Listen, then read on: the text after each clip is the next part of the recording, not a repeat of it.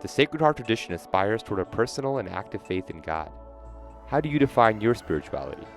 Spirituality is more just the process of believing, and I think it has a lot to do with personal transformation. The way I define spirituality is really how you're in relationship with something bigger than yourself. I think of spirituality as like a bunch of pathways, and they're all pathways that someone can take to try and understand something bigger than themselves. The pathway I've decided to take is Catholicism. It's what I grew up with my family. It's what I think fits my life. So I value religion, I value spirituality. So I think maybe mine's a little bit more open, just like everyone in my generation. I find my spirituality through getting help from others, and as a result, I want to use those skills to help others. How has your service experience influenced your perspective on the world?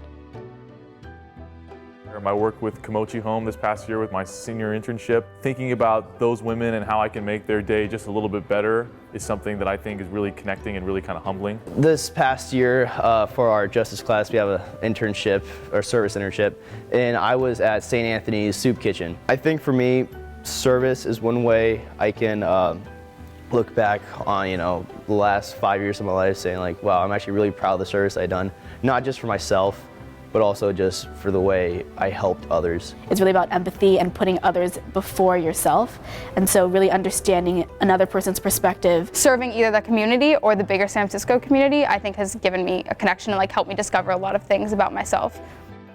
What advice would you give your younger self?